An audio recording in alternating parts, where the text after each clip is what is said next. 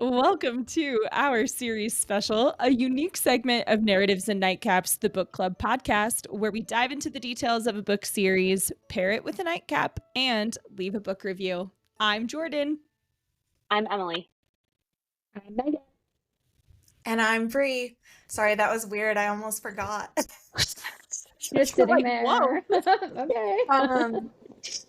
Okay, well, jumping into just some quick housekeeping, because as podcast hosts, we're also podcast listeners, and I know that when I get to the end of a podcast, I tend to just skip over the, housekeeping at the end. So just wanted to say, rate, review, subscribe to the podcast. If you've listened to one episode and you loved it, you listen to this one and you think we're like kind of cool, maybe-ish, but we've got good book recommendations or anything, you like the author conversations, it would be awesome for this podcast and any other podcast you love. Also, go to our landing page as we're redesigning our website right now and sign up with your email, because I will say that we have some really cool content that will be coming your way before the end of the year. Emily, Megan, Jordan, and I, we've all been working really hard and planning some exciting stuff for you all. And I would say if you sign up with an email, you'll probably get like first dibs on a lot of that information or anything special. So go sign up there. I love it. Oh, that is awesome. I mean, can you believe we're already looking at planning like around Christmas? It's just wild. And Labor Day weekend is already almost upon us. So here we go. My vacation is almost upon us. I know. Oh, yes, that's right. I'm so excited for you. exciting. I can't wait to hear all about it. I apologize if it's literally all I talk about or think about. Oh, I also, I needed to say something else because I was thinking about this after I was editing like some of our last episodes. So I want you all to know that earlier this year, I was introduced to Giggly Squad, the podcast. And it's become my entire life and my personality. So I have to say, though, I have noticed that I occasionally talk like them, or I will say a comment because it just automatically pops in my head that I'm like, oh, well, this is what Paige would say. Oh, this is what Hannah would say. Because they've just been living in my brain. And I realized it. So I just want to say, if anything ever comes out and you know Giggly Squad and you're like, wow, like she sounds a lot like Hannah in that moment, or she sounds a lot like Let Paige it in that moment. be Hannah coded. It's yes. fine. Yeah. Let I'm it be Hannah Hannah coded. coded. Let it be I'm Paige coded. Giggly It's Squad fine. coded. And so I just needed to preface that, like, that is where my brain is at. My brain is in Washington and in Giggly Squad, and that's it. There you go. Oh my gosh, that is too. Am I the only other one of us that I was listens going to say, Megan, I don't know if you Don't. don't, but it's now the top of my podcast Yeah. You got to go listen to some episodes. It's Yeah. legitimately changed my life. They basically BS and talk about just about nothing, but also everything at the same time, and it's wonderful. I love it. Everything. I love it so much. I mean, Brie, I got into Summer House. I legit watch Summer House now because of them. So I went down a very unusual YouTube rabbit hole. I don't find myself on the YouTube that often. The YouTube too. On the YouTube. Okay. Although I did start like Back posting in my day. I did start posting shorts for us and stuff because I was like, you know what? As someone who works in marketing, I know how powerful YouTube is. So I was like, I need to practice what I preach. Like, okay. But I did go down my own personal YouTube rabbit hole of like Summer House clips because I needed the lore and I needed all of the visuals and everything that they talked about. That took up a solid portion of time. I believe it. When I was like, you know what, I'll take a break from listening to just episode after episode after episode after episode. I just did not stop for because my brain, as you guys know, was not great. And so Giggly Squad like saved me. Shout out Rose, because this was like Rose that got me into Giggly Squad. She was like, you know what you need? You need Giggly Squad. I'm glad. You know, a lot of times that's the way things like that work. They find you in the right time, in the right moment when you need them, right? I think and this is not a downside to it because I really don't care, but I do think people at the gym probably think I'm crazy because I have been just like flat out rolling on the floor, giggling and laughing. Oh, sure. Um, and also occasionally checking my headphones because do you guys ever get really nervous that like all of a sudden your headphones are Yes. going to start playing out loud and someone's going to know what Yes. you're listening to? That happens. So 100%. Yes. anytime I'm listening to Giggly Squad, I like have to double check that it all of a sudden didn't just magically play in my ears and out because I'm like, if they know what I'm listening to, all bets are off. That That's was so me funny. when I was commuting on the train, and like commuters on the train, it is dead silent. Nobody makes eye contact. Like you don't sit next to people. It's one person per row, right?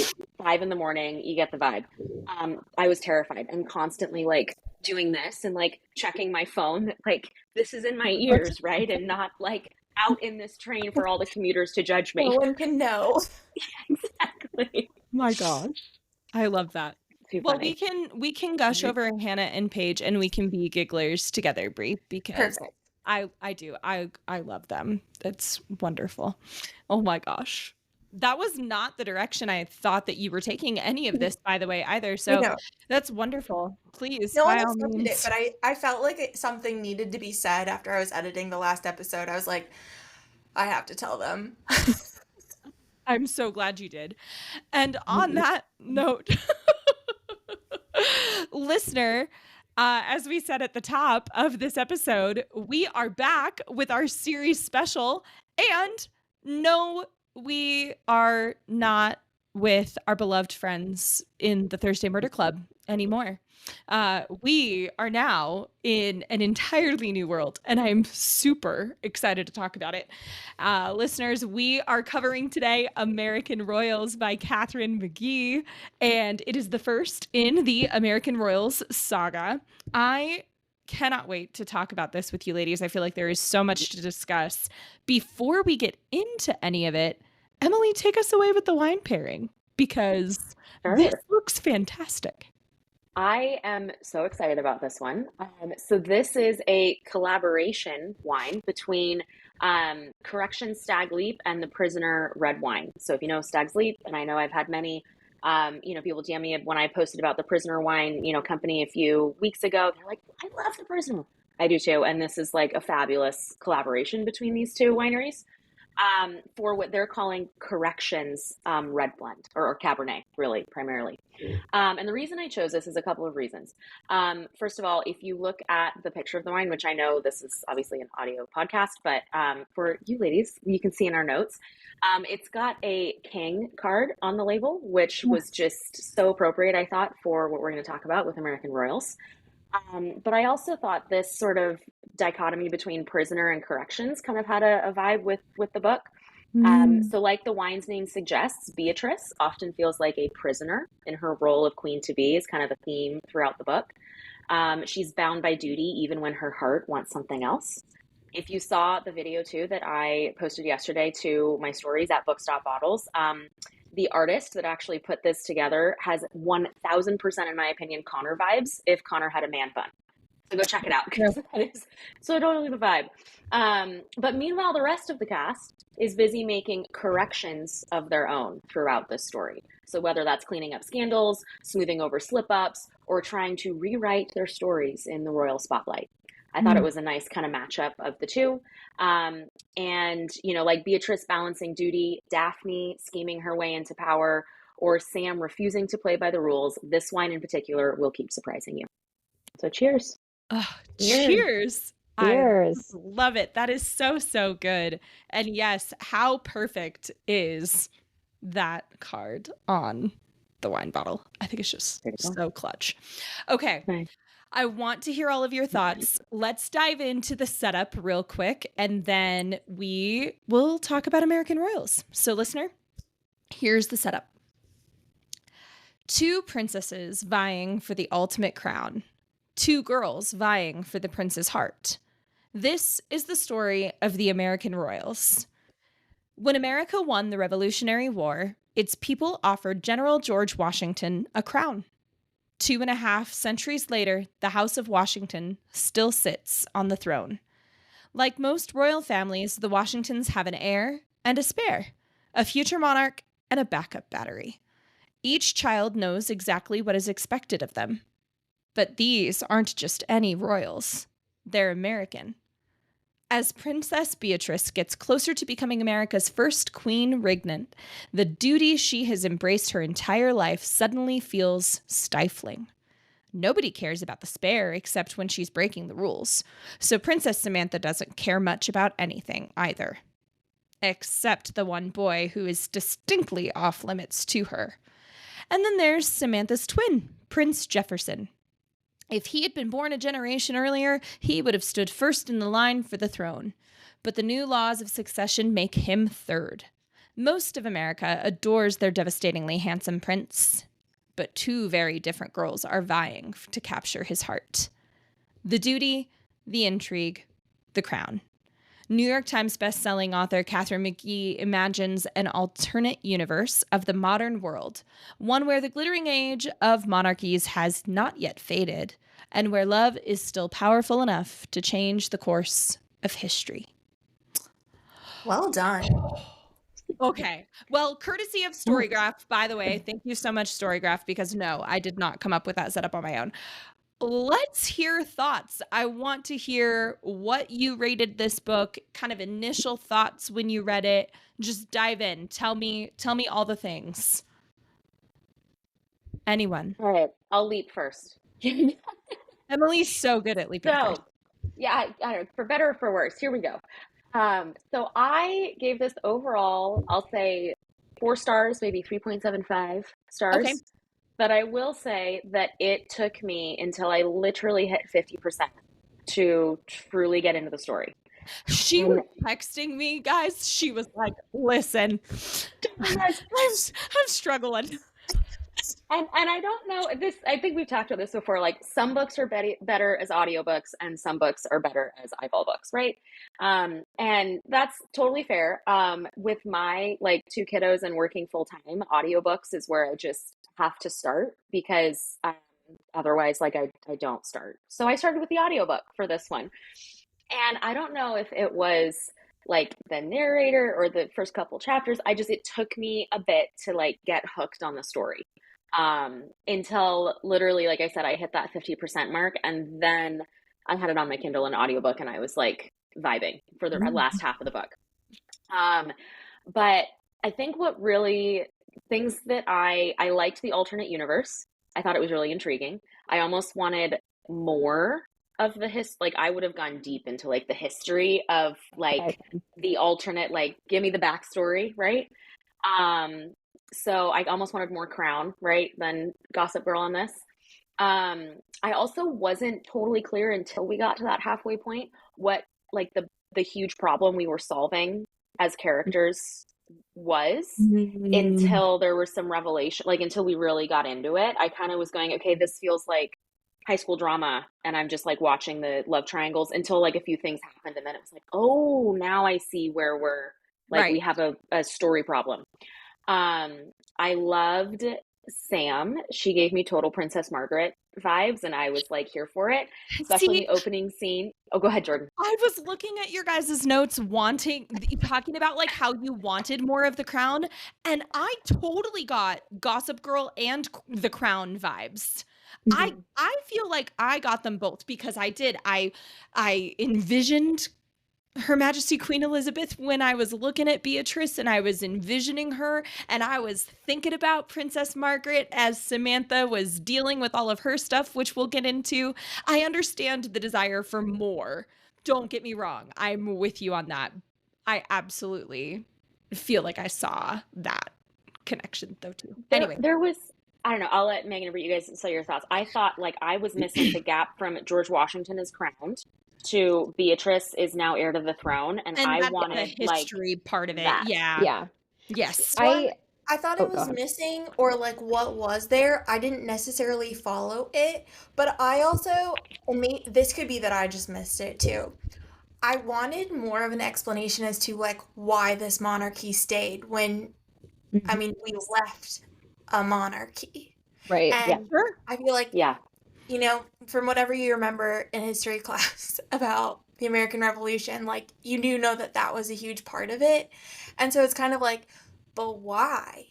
Like, so why do we have this alternate universe? And I get that that's probably like a big question to kind of unload, but I felt like it was really important to the context of the story. Mm-hmm. Mm-hmm. Yep. I almost wish that we could have had this story, but in like 1776, or like if we this unfolding, unraveling of the monarchy, their history, all of that happening like with George Washington the first, if you will, because I feel like that just would make this make a little more sense to me as well. Like, I agree with the statements. I wish it was, because I'm just picturing the crown as we're reading, and I want more of that.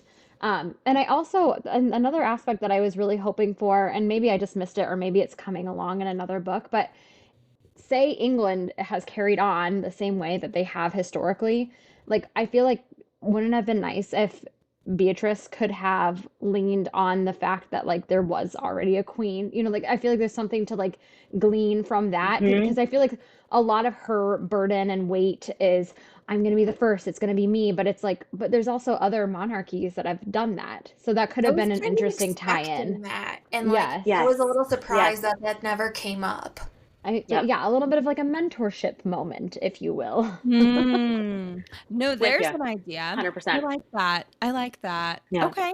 Okay. I would have even taken, like, on that same note, a Sam Princess Margaret, because I think like she would have been like a grandmother age, or right, kind of the mentorship space. Yes. I just loved that visual in the opening scene where Sam uses a precious crown jewel necklace as a bracelet, like nonchalantly, and saunters in, and it just gave total like I that could have been another like layer to mentor or partner up on that. Yes. The last comment I'll say just on characters, and then we go to others, is I don't know if this is going to be an unpopular opinion or not, but Jefferson for me is a total flat character. Yeah. Like, he is a piece of card. Okay. For me, he is a wet mop, in my opinion. Like, I He's wouldn't just go with 2D. flat character, but a wet mop. Oh wait. Okay, now I understand the he's analogy just between flat character he's just and wet mop. I don't know if that's a connection. He's just flat. There's no, there is nothing that I picked up for me like unique in his own struggle. I got that from Connor and Teddy. Totally got, like, they have depth and experience and things that they're working with, and they are unique people. Jefferson is like a painting on the wall for me. Well, even Ethan was more of a character than Jefferson. Yes. Like the best friend. Okay. Like, yes. Now, see, here's a hot take with that now, because you want to talk about Jefferson being flat. That some people could argue, potentially, that beloved Prince Harry, right, after all of his years and years of everything that he did, now has fallen flat. He gave me Harry vibes. He gave like, what's great? What's special about you? What's so awesome? Okay, you're party boy. Okay, you're just an F boy. Like, all right, you do this, you do that, and now like, all right. I can see that perspective. I think I have a hard time getting behind that thought because I've read Spare, Prince Harry's It's on my list, and memoir. I want to read it. I do. So maybe my opinion will change. I see where you're coming from. My opinion totally changed after I read Spare, so I don't see the connection as much anymore after reading that. Interesting. I'll have to report back after I read it. For sure. Yeah. Please do. Okay. Good. Okay.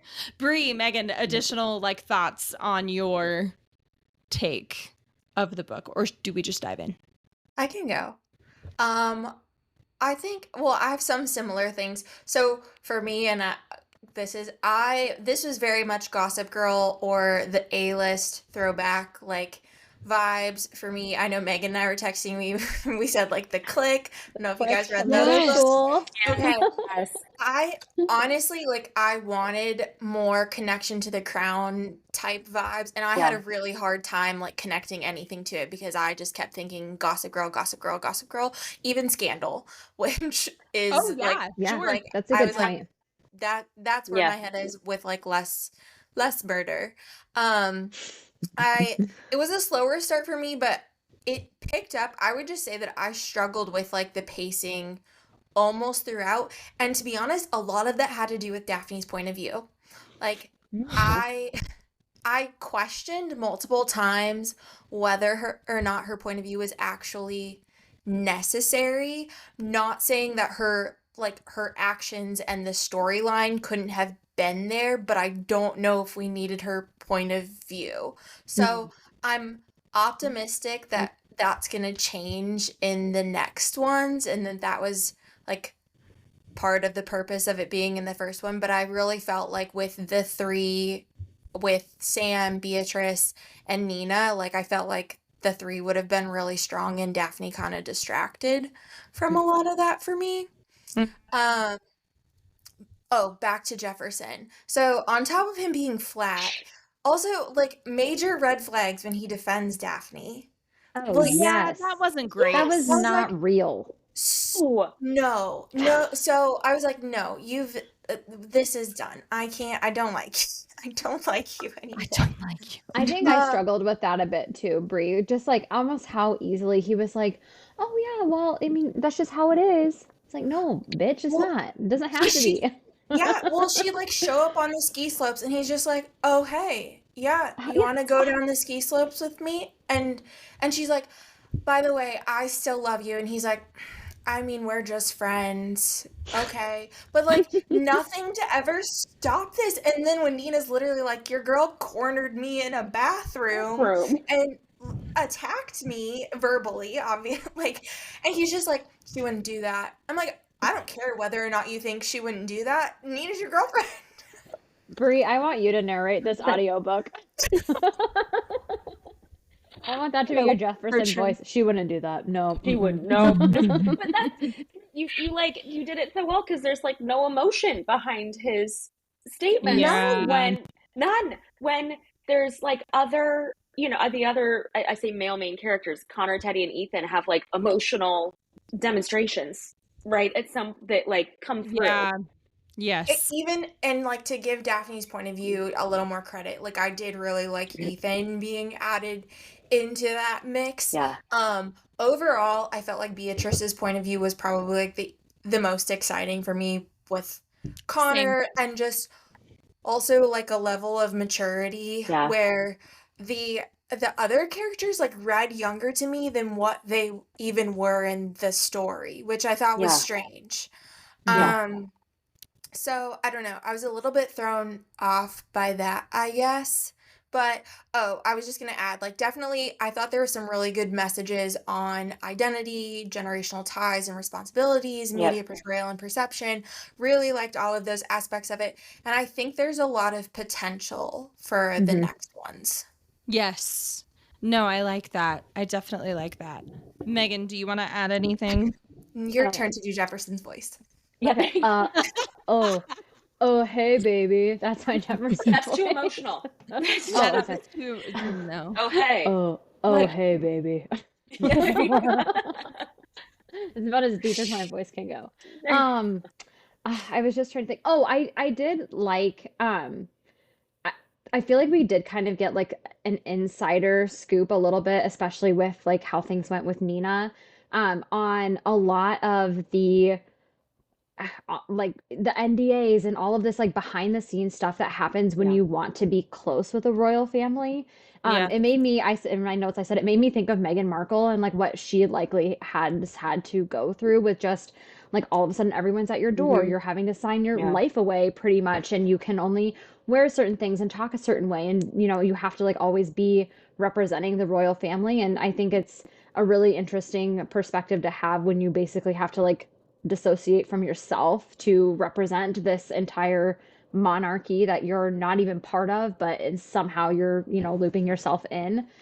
So I Mhm. thought that was a really interesting point of view to have there when all of that went down with her and Jefferson being exposed and all of that happening. But um, Yeah. the only other note I had was, and I don't know if anyone else, I obviously I'm not a fantasy reader, so you guys probably have a way better grasp on this than I do, but just some of the like world building, if you will, in this novel. I was getting so lost with like the dukedoms and the kingdoms and the, you know, all these other things, especially when like everyone's at the ball and so they're talking about all of those different people that are there and what they represent. And I'm like, I don't know. Like, and again, I feel like that's where I wish I had maybe a little more historical context of like, or even like modern day flash forward, flashback context in a way of like, this is what would have been Florida, but now it's called the city of Orange, or you know, like whatever the case may be, so Yeah. that I could Yeah. understand what states represent which dukedoms. If A that maybe, and glossary maybe or it's in map there. could have gone a long ways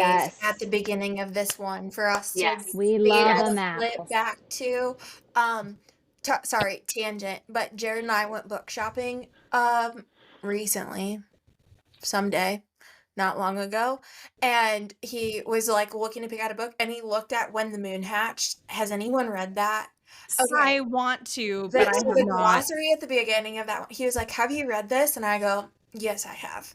And he was like, "What do you think of it?" And I was like, "I mean, I personally really liked it, but you like that's a lot of world building." I go, "It's like the first half The of the book." glossary's like this Yeah, thick. the glossary is Yeah. huge. And I'm Yeah. showing him this. I was like, "Look at the glossary alone of what this is." And he's like, Yeah. "Oh, there's dragons." And I was like, "Not only are there dragons, there's multiple kinds of dragons." And they all have different, like, yeah, I'm with you. Yeah. Yes. Sorry, Yeah. made me think about that. But yes, No, this but book could have used a glossary. Yes. the world building that you're talking about, Megan, is something that Emily was struggling with a little bit too, I think. And I sort of was kind of like, okay, where are we going with this? But I'm never, you know, I don't know. Not to try to be like, I don't pay as much attention to it, because I promise I do. Also, at the same time, though, part of me just says, like, those really important details that I need to know, the author will make sure that I know. Right. If Like, I'm that, here for the vibes. For the vibes. Yeah. exactly. And I- if you loved Gossip Girl, if you watched those kinds of shows, sometimes you were just there for the vibes. That was a lot of what those shows were about. Yeah. I feel like we've talked a lot about the theme, so let's just kind of start off with the love triangle theme, so that way we can connect the dots for any of our listeners perhaps that have not read the book. So Want it spoiled gloriously for them. because again, listen, we are spoiler friendly, not spoiler free when it comes here. So We are going to royally spoil this for you. look at what you did there. See what I did there? See what I did there? There we go. I love it. I'll be here all night. The king will not leave the building. Yeah. Anyway, just kidding. So on the theme of love triangles, let me see if I keep it all straight. Anybody has permission, of course, to correct me. We have Beatrice, who is obviously the firstborn. She is set to become queen.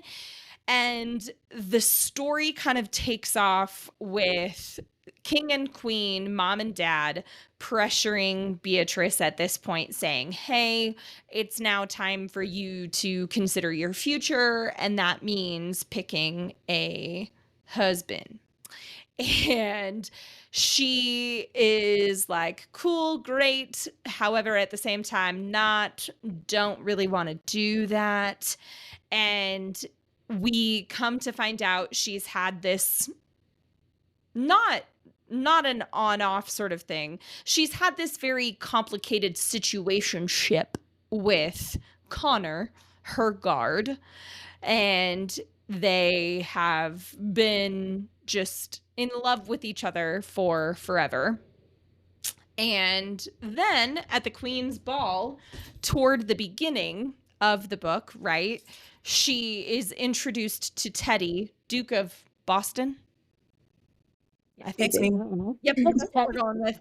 Duke of Boston, Theodore Eaton, Teddy Eaton, Duke of Boston, and does not expect to actually like him or develop any kind of entanglement with him, if you will, but she sort of looks at him and is like, hey, I could get to know you. I could like you. And so that's one triangle that we've got going on. Could the argument be made that these are all love squares instead of love triangles? Ooh, make the connection for us, Bree. How so? I would say they're both squares. So for, let's say we're talking about Connor, Beatrice. I hope I remember everybody's names, but we've got Connor, Beatrice, Sam, and Teddy. That's basically all love triangle that is a square. Correct. And then on the other side we have Jefferson. Jefferson. Jeffrey. Jeffrey. Joffrey. Jefferson. Say it right. Last. Yeah, because he's boring. He's bland. Jefferson, Nina, Daphne, and Ethan. Also Yes. a square. And There if you you want go. to take it a step further, these could all be pentagons because really at the top of it all is the monarchy. So There you boom, go. roasted. Everyone's technically in love and married to the And monarchy. certainly very involved in their love life in That was this. Very perfect. existential. Very Yeah. existential. Yeah. Yes.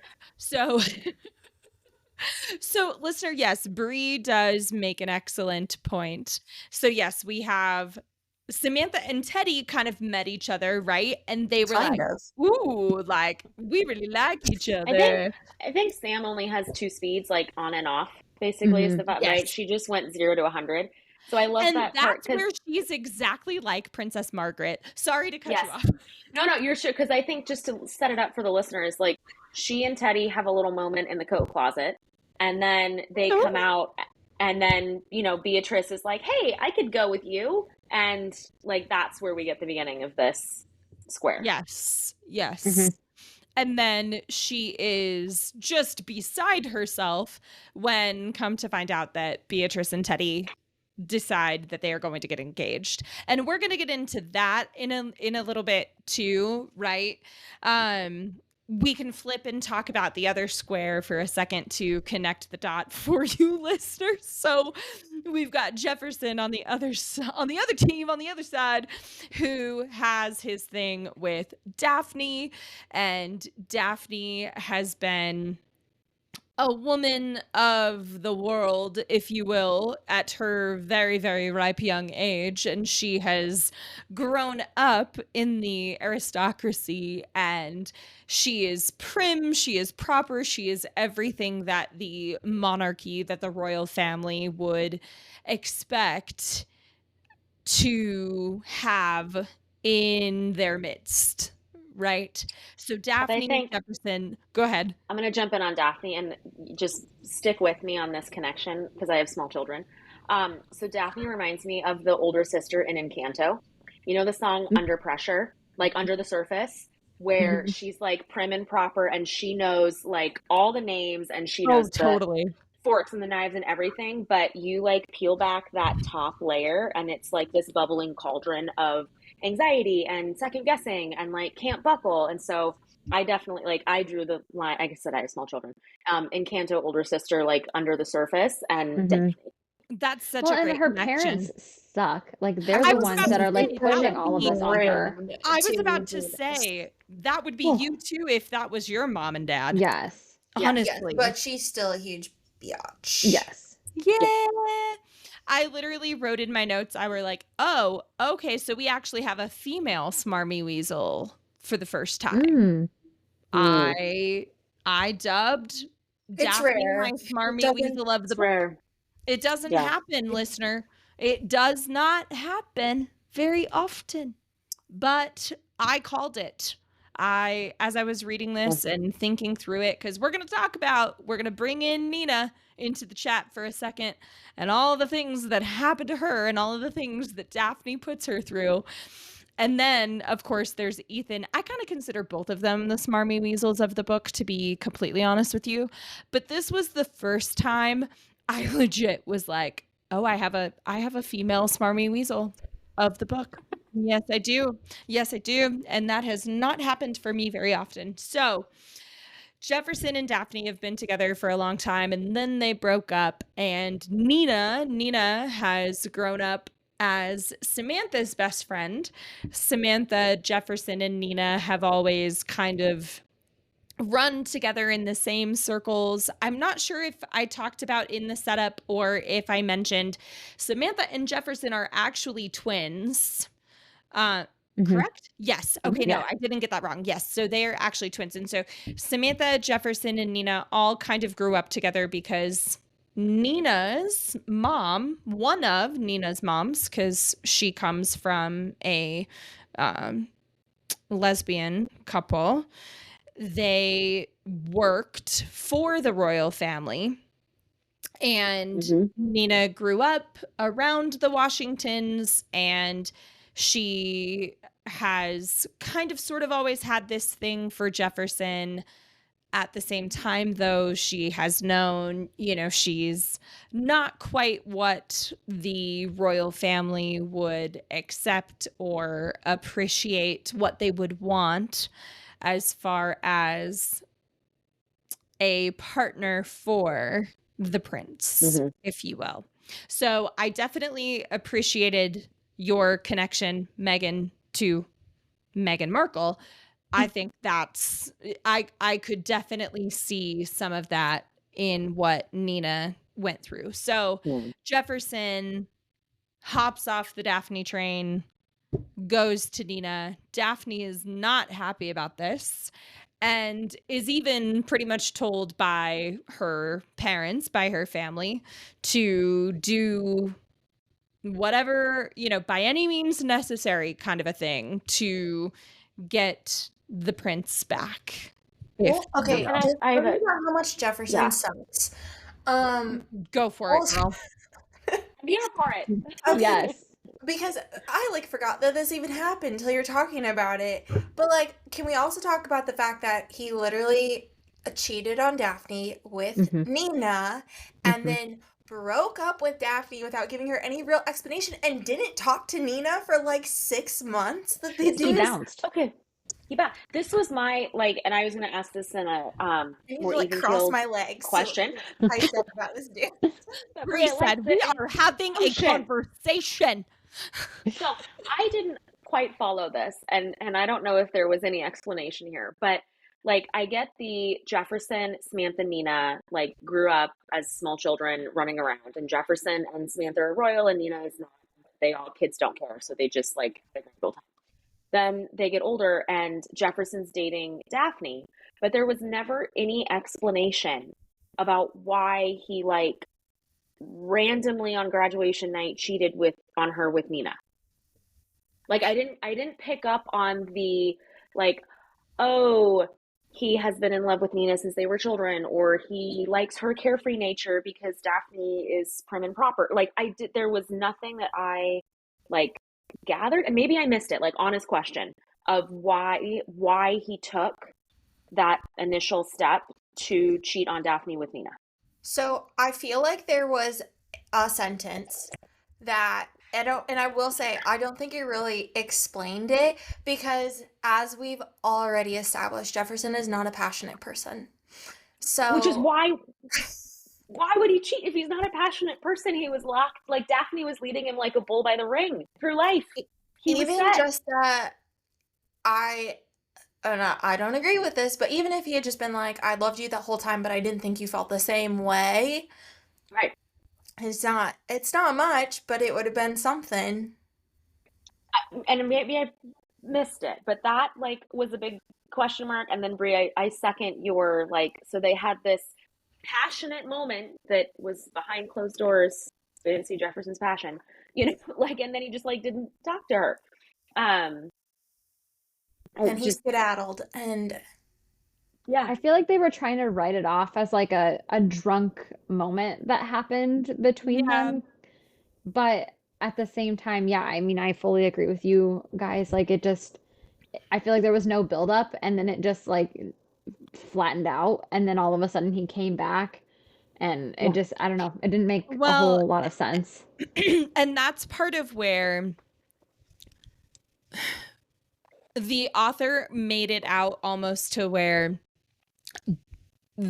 that makes Daphne worse, because now we'll bring Ethan in for a second. So Ethan has also been Jefferson's best friend, and he's run around in the same circles with Daphne and Jefferson. Daphne lost her virginity to Ethan.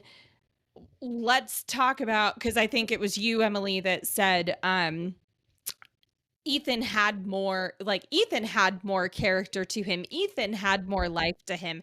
I would read these exchanges with Daphne and Ethan and I would go, he's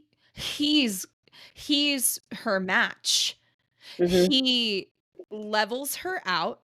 He doesn't put up with her BS. He calls her higher and challenges her in these ways that I just don't think she notices or that she sees. She's not getting that from her relationship with the prince, right? But the thing that Ethan's missing is the title.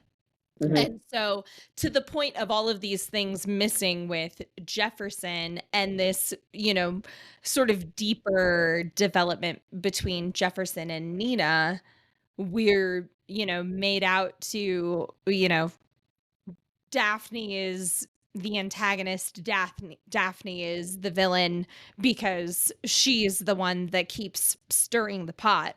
And make no mistake, yes, she's stirring the pot. I just want to say, like, Daphne is a smarmy weasel, but also She's thoroughly, a smart smarmy I don't know weasel. about impressed might be the right word. I'm not sure what the word is, but like she has literally crafted the entire chessboard. She's not playing she owns the game.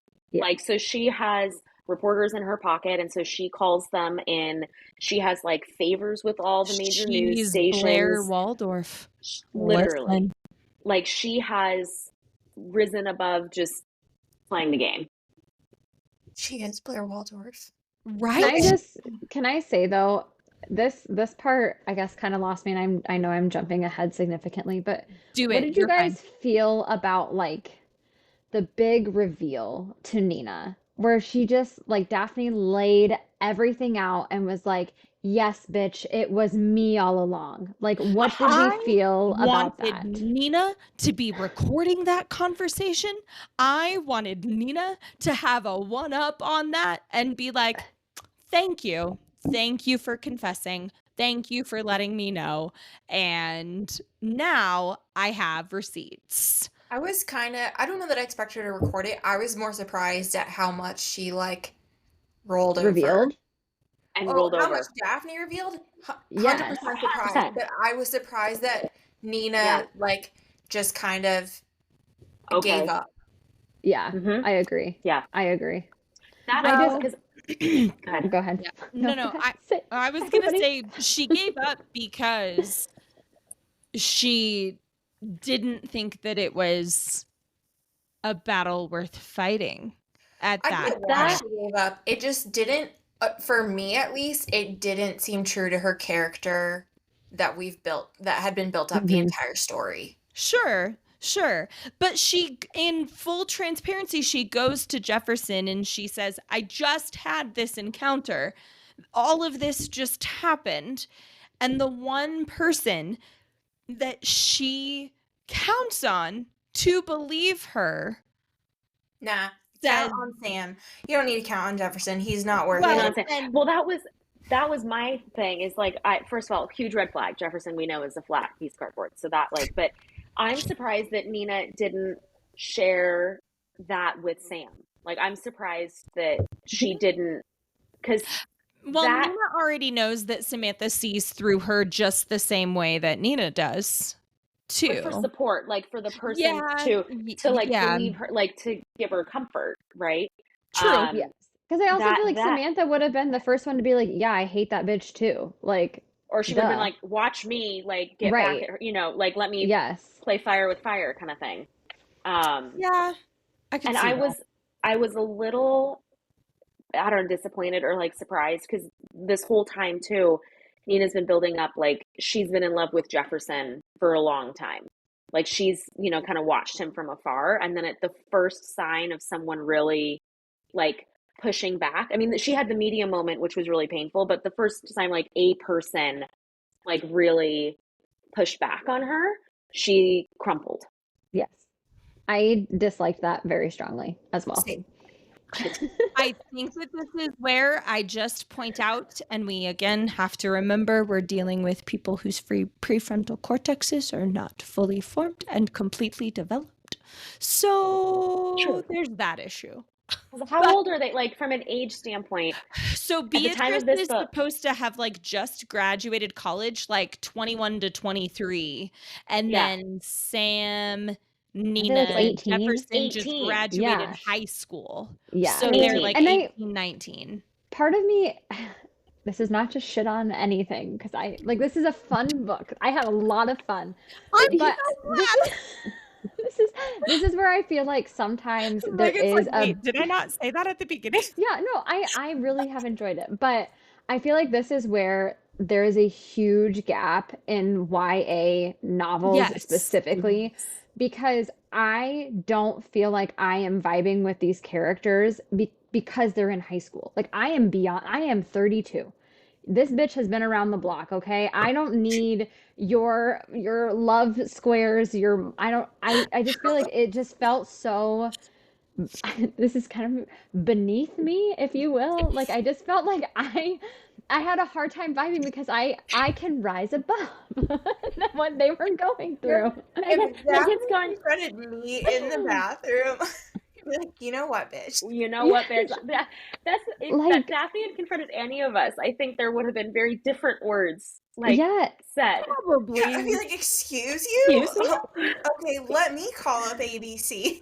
yeah, Right. Take yourself back to when you were 18, to when you No. were 19. You I know, I yeah, I don't you know, I appreciate your point, Megan, and I have to agree with you.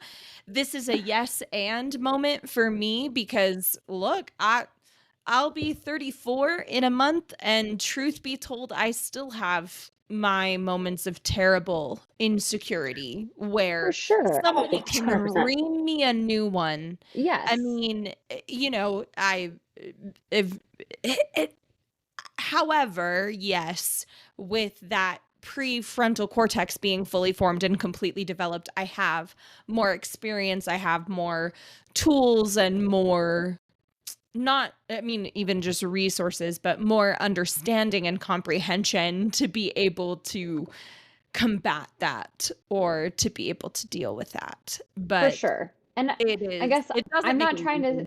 yeah, and I'm not trying to say that like their situation is I'm sure everyone has gone through something like this in a different way. I mean, being bullied, I mean, is pretty much the theme of this portion of the book, at least, is getting Yes. bullied by somebody. Yes. But I feel like it falls off a little bit for me. I think because of this, in my opinion, this age gap where that is not a Yeah. drama that I have had to look at or deal with for a long time. And I just feel like I got a Sure. little bit lost in what it was trying to represent. Well, Well, I because think that to there are your books though with characters this age that like end up reading older. Yes. Like The People We Keep is about a Hmm. 16-year-old. And right, I think she was like 16 at the start of the Yes. novel, but like that reads a lot older. I wouldn't go give that to my 16-year-old and be like, "Hey, read this book." Um, so like it totally depends on what it is. I think that this is very much, I mean, it's an entertainment thing. It's Yes. supposed to be Gossip Girl. Although, and maybe it's just like from when I read them, but like when I look back on Gossip Girl and even the A-list, like a part of me is like, should I have read those in high school? Agree. Whereas this, I'm like, oh, I for sure could have read this. No big deal.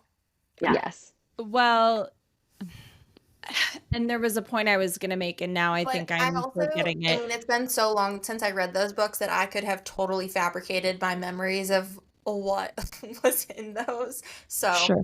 there's that.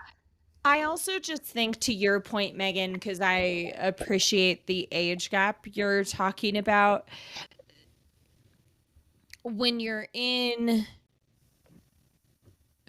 and I don't know if this is true for all of you, uh, something shifted for me past my mid 20s, right? Something shifted for me when I got into my 30s and Mhm. I started looking at what was really valuable and I started looking at what was really important to me and all of this petty little like I to your point, yeah, you start understanding a bit more of that feeling of like, this is, I don't have time for this. This is beneath me. And that sounds Shouldn't have really said that. self-righteous. I think that's a new No, quote.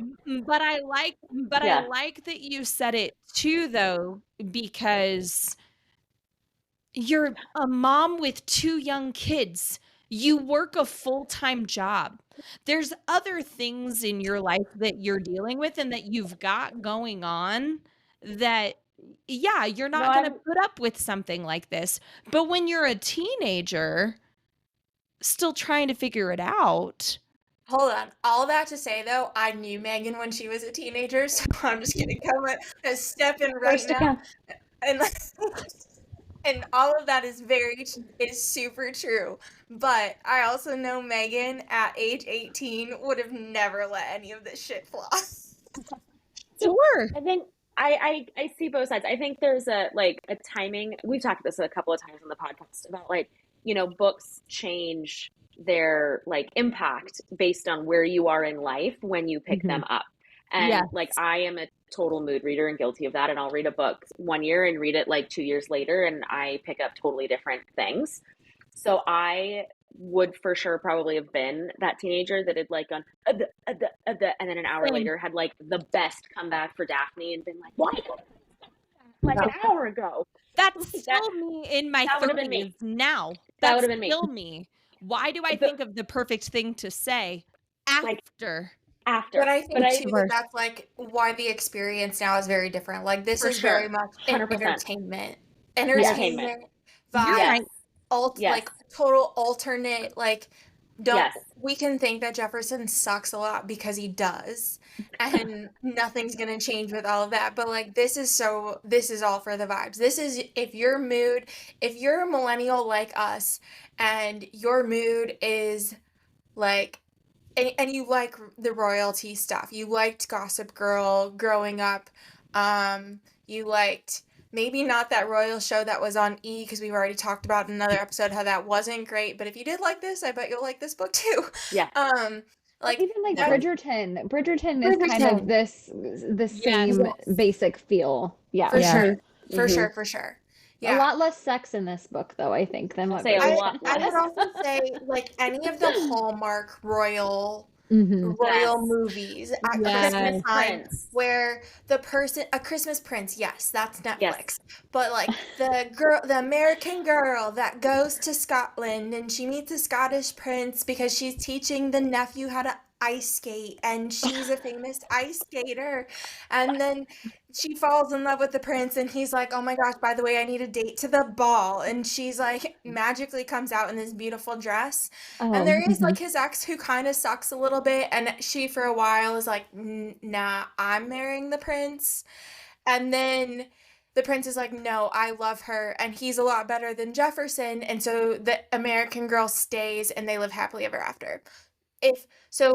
Hallmark A Christmas Prince vibes, which I love all of those. I'm a sucker for Hallmark and Christmas in July and Christmas season and a Christmas Prince. I love it all. So if those are your vibes, or just if you're a mood reader and you need that because you read something really dark, or you're about to head into spooky season, and if you read something that scares you and then you need something lighter, this is a good one. I'll say that is what this series is for me, because I at the end of book 1 immediately jumped into book 2 because of just where it left things. I just wanted to continue the story, and it is the perfect, I'll call a palate cleanser for me. Yes. After going, because I did I've talked about other episodes, going from Wild Dark Shore and God of the Woods and other deep dark thriller fantasy, all of it. This has been a very nice let's go up for air and then go back into spooky season. That's good. I'm glad to hear it's been good. Yeah. And I'm thoroughly entertained. Entertained. Yes. For Make sure. it clear. This is fun. I am liking this. I'm having a good Megan time. said, I promise I will read the other books in this Yes. series. As I sit here, and here's the thing, I sit here as such a hypocrite in this, like, oh, I'm so above YA, and here I am watching the freaking Summer I Turned Pretty, like Oh, it's my lifeline right now, just like every okay. I will episode that say comes I have out. not watched it. I Not have watched not. it. Oh, So I will say on that note, I this is gonna say a lot about me, so this is kind of embarrassing. I watched You've said a lot about yourself this I entire love it, Brie. podcast episode. Right. Let them Listen, that's know. fine. Let them sorry, know. I'll shut up after this. No. No, no, no. So I watched season 1, but I read those books a long time ago, and I'm refusing to watch them unless I know how season 3 ends. So I will not watch it until I know what happens. But Team Conrad all the way. Jeremiah was never in the picture. Not when I read the books. Not now. No. So Have you seen, there's like been so many memes and stuff from some recent episodes of this season 3 where he just seems very like out of touch with reality almost, that it's yes. like it's comical. It's pretty funny. Okay, but are you enjoying the? Oh, see, again, I'm having fun. I like it. I'm doing it. I'm a hypocrite. I will admit it. Look, I'm having fun. This is I do. I love Yes. all of the reels that are like me, a 32-year-old happily married woman, just totally consumed by these teenage relationships. Yes. Yes.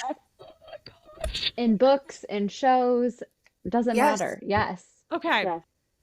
Well, I'm going to bring us in for a landing. But there's two things that we need to Same us. talk about first before we do that. We're going to bring Hamari into the chat for a second because we need to address Hamari, and we need to address the king. So we will bring this all in for a close with those two topics. So listener, Hamari was Daphne's best friend. She found out about Ethan and Daphne going around behind Jefferson's back. Yes, Megan, you're raising your hand. Go ahead. I do want you to finish the setup and then I want to ask a question. Oh, please. Okay. And from the beginning, we know there was some sort of incident, some sort of accident that happened with Hamari. She's been in a coma. And come to find out, she was going to rat Daphne out basically and tell Jefferson about Ethan and Daphne, essentially giving him ammunition to end the relationship. And Daphne plotted this like whole demise, if you will, essentially. And I don't remember exactly what happened. There was some sort of messing drugged with her her drink. She Yep. drugged her. And then some tumbling down the stairs, all of that So dramatic stuff. she drugged her, and Hermione like passed Fell. out at the party. Well, she passed out at the party, and then she like kind of woke up and went to go walk upstairs to tell Jefferson, but was Right. so drugged and drunk that she fell down the stairs and Hit her head. hit her head. Oh my gosh. So Okay, yes, Megan, what question. was your question? Was this storyline needed?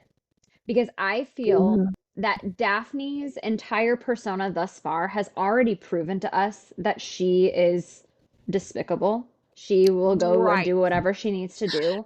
So was having a staircase moment, borderline murder, necessary to prove to us just how far she'll go?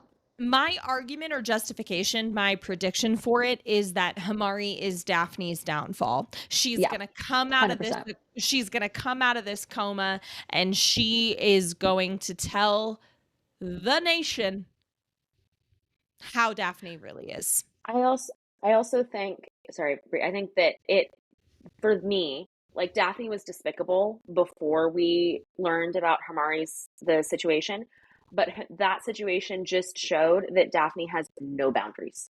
Like there Right. are, like it Yes. removed, like up to that point, I was like, yeah, she's despicable, and she goes like way above and beyond what anybody else would do to get what she wants. But The fact that she did that to her best friend, it removed like every boundary it showed that the she could lengths have. that she was willing to go to, right? Like even she was trying to plot it out with Ethan, and even Ethan was like, "You're out of your mind." Like, no, that's crazy. What were you gonna say, Brie? I was just gonna say, I mean, up to this point, I was kind of like, we were kind of getting some insight into, okay, her parents are clearly pushing this agenda, and she obviously has some anxiety and insecurities and hesitations about all of it. But to me, this show, like this crossed a major line that I don't know that you come back from that. And then I will add too, Ethan knowing that and very clearly knowing that she was responsible and not doing about it also says a lot about him. 100%. True. 100%. Which is why I called them both smarmy weasels. Yes. Yep. So I agree with you, Jordan, though. I think that it will come around that's from the only Hamari's reason, perspective. because I understand your question. You're like, what's the point of this? We've seen how she's treating Nina. We see even just in the way that she behaves or acts with Jefferson and with Samantha, like that should be enough, right? Emily gets it because she and I talked about this. I'm going to last tangent before we transition to the king. But it's like Timothy Dalton's character from 1923. Which one is he? We didn't need to go that far. Which one is he? Into it. No. We knew that he was sick and twisted. We knew that he was depraved. So in 1923, he's the sorry, really help. He was the one, and Jordan, correct me, he's the like bank guy, the East Coast bank guy that comes in and like wants to buy. And there's some scenes in 1923 where he takes over the house where there are two prostitutes, and there's a couple of scenes that like explicitly show his depravity. I very much tried to block a lot of that out from my brain. No, but and I've only saved the pieces of that show that I want to live on forever. Nothing was left to the imagination. And that's good. You should do that. But it literally ends in the death of one or two of these women, right? And there's even worse things that, well, what? Royally spoiled. Spoiler, honestly. So my only thing though is I do agree she's gonna be Daphne's downfall, because if she's not, what the heck was the point of any of that? Right. But this doesn't strike me as the book series that sends somebody to jail. And she's trying to drunk the girl. But it's the public perception. That's the point, is that it's the public perception. So if Hamari can come out of a coma, talk about what happened to her, this idea, right, of who Daphne is shattered. I just watched the documentary, and then I started listening to the memoir of Sherry Frankie, Ruby Frankie's daughter. And I don't know if any of you have heard about that story, right? But I watched the Ruby Frankie oh my God. Awful. Let's talk about that, right? And talk about social media and influencing, and this idea that everything that you put out there is perfect, and it's primed, and it's filtered, and it's got this veneer over it, if you will. And Hamari has the capability to shatter all of that. So no, it's not about so much Daphne actually suffering a consequence of going to jail, but okay. Or another great example, last one before we transition to the king, is Diddy. He's not guilty, right? Sure, he's not guilty. How do you come back? How do you come back from what he's done now? And that's different. That's extreme. That's worse. I think she almost killed somebody. This could become a murder mystery. We could actually need the Thursday Murder Club to come in, and I would love to see, like, that crew. Elizabeth 100%. And Sam, I think, would be a dynamic duo in this. But yes, let's sit down for tea with Joyce and Beatrice, please. Perfect.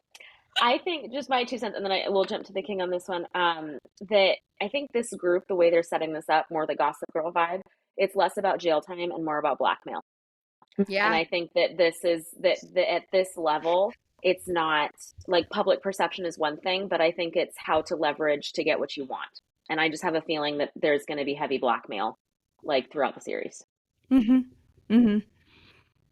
Yeah. And who knows, maybe it'll be Ethan and Hamari together. Maybe he'll excuse me, Maybe maybe he'll have a Jefferson will chance fall in love with Bart. Hamari, and there's the series. Whoa. I mean, Not my because prediction. Not my prediction. right now, if it's set up the way that it is, that okay, so let's just say Beatrice and Connor get their happily ever after. Obviously. Sam and Teddy get theirs. Yes. Daphne and Ethan come to their senses and get theirs. So Nina's stuck with Jefferson? That's a real That short sucks end for of the her. stick. We just gotta keep reading. We just gotta keep reading. I to guess find he's a out. prince, so he's got that going for him, but You know. But Okay. he's flat. Meh. Okay. But he's The king. The king, the Okay. king. Listen, the only thing I really want to talk about with the king for a second, this literally was like my I had very few gripes with this book, listener. I didn't even really share too much of my thoughts. I'm pretty sure I gave it 4 out of 5 stars. I did enjoy it. A lot of fun. Didn't try to think too hard about it. I had a really, really hard time with one fact, and we're going to end on this, which feels a little strange to end on. Why wouldn't you tell your children that you have cancer? Let's talk about it. Can we talk about it for a second? Because I feel like I took issue with this. I took major. Or your wife, or your spouse, wife, or your wife, partner, whoever, maybe. like that. Yeah. I don't know. And to add to this gripe, I'm sorry, I'm getting really heated, and I don't really know why, but I do, because only a few chapters after the beginning of the book, he's going out for a run with Samantha, trying to give her really great life advice, and we're thinking, oh, he's great, he's healthy, things are awesome. And not a few chapters later, all of a sudden, he's got cancer. Also, I feel a bit for Sam, and this is my one bone to Jefferson, to you, Jefferson, that like I feel for them that that their father told Beatrice and not them. Like he has 3 children. Like I know that Beatrice needed to know from you need to like prepare yourself mentally, but he also had 2 children, like and we had this really beautiful scene between Beatrice and Samantha in the kitchen, and then Beatrice goes and tells Samantha, and my immediate thought was, you poor dear sweet baby thing, Beatrice, you should not have had to be the one to tell Samantha. That's all I'm saying. Okay, I think I'm off my soapbox now. I'm sorry. Could you tell I was holding that one in? I'm sorry. Yeah. I just... That was I very think you've got us in frustrating for silence. anybody else. Did anybody else feel that too? Megan, you're kind of like weird. I don't know. Like, I mean, obviously, I feel like that was clearly the huge like plot twist. The king's gonna die, and now Daphne, or not Daphne, she wishes Beatrice is gonna be queen, and all of this stuff. But I don't know. I feel like to me that whole king issue was almost secondary to like everything else going on. I don't know why. For me, that like him having cancer, I was just kind of like, ah, bummer. And then I just moved on. For me, knowing that there are 4 books in the series and the next one is called Majesty, like before I even cracked open book 1, I just was like, the king's gonna die in this book. Like somehow. Right. And so I was doing like pick a card in my head of, okay, is he gonna get hit by a bus? Is it can't like what is it gonna be that's gonna Mean Girl like style? He goes out. It's like what is it gonna be? And I don't mean to crack. I don't mean to for sound, our millennial selves. The Crown, I don't mean to sound Gossip Girl, cavalier. all of it. Like I don't want to be cavalier about like he did die and that is the topic, but like I literally knowing that the next one's title is Majesty said he's got to go. So how is it going to happen? Right. Yeah, I had a feeling too. I mean, also just in terms of Beatrice, like even if you didn't know that was book 2, like her journey, I was like, it can't be that easy. Like he's got to go. You gotta go. Right. Right. Mhm. So And of course, yes. I'm kind of with you, Megan. Like, as I don't mean this in a heartless or insensitive way, but saw it coming, and then when it happened, I was like, that tracks. Yeah. Yep. That's where I Yeah. was. Yeah. Well, Yeah. and that I will say though too that the storyline of it, the lung cancer, his death, all of it was very Queen Elizabeth vibes, was very The Crown vibes, 100%. Mhm. So, yeah, listener, that's where the story ends is the king dies and now we've got Beatrice preparing to ascend the throne and take the crown. And that takes us into next month's series special, which is American Royals 2 Majesty. Oh my goodness. Did we really make it? I mean, those were the pretty big points to hit. Here's and I think Brittany, you already said it, but this is like the 2 minute question. Who do we think is going to end up with who? Like after book one, like of our squares, what's our prediction on? Honestly, the only couple I would be okay with not being endgame or not seeing them end up together is Nina and Jefferson, probably. I'm happy with Samantha and Teddy. I'm happy with Beatrice and Connor. I think Daphne and Ethan were made for each other. I don't really care. I'm just trying to figure out like how they're gonna make it work because as of right now, we know that Beatrice and Teddy are still engaged because there was not a time to call off that engagement. Correct. And we know she's going to take the throne. So I'm assuming it's not going to look the best if you take the throne and then immediately get divorced. That's not going to look good. That's so, no better time to call off your engagement. True. Like, I know you can't do it literally right then, but yes. Like, or maybe they can use like the king's death as like we're grieving and we figured out it's not right for us. You know, her sister. True. Or is it gonna go like I don't think it'll do this, but it could go like a Wallace Simpson route of like Connor or the throne. Like right. Will she choose duty or love? We don't know. Whoa. Okay. So she chooses Connor Sam should be and queen, then marry Teddy. Jefferson can go back to gallivanting across the world. He can go back to being wallpaper. That's fine. Nina gets a job in the palace because now she's best friends. So she's like chief of staff to the queen, whatever role there you go. is. Yep. She gets that and is super successful career-wise. Daphne and Ethan end up together but play a minor role in the rest of No titles. No, yeah. Not for Gretchen Winter's wife. No soup for you. None. Yeah. Do we think that Samantha has what it takes, though, if this prediction goes the way we think it would, to be queen? Well, see, she hasn't been preparing for it, and that's where that's where the next few books take such an interesting turn, right? I'm curious because we've spent the most time with Beatrice. We've spent the most time in Beatrice's point of view. Not that we haven't gotten Samantha's point of view, right? But obviously, I mean, we haven't gotten Jefferson's. So my curiosity lies in seeing how their father's death alters and changes Jefferson and Samantha.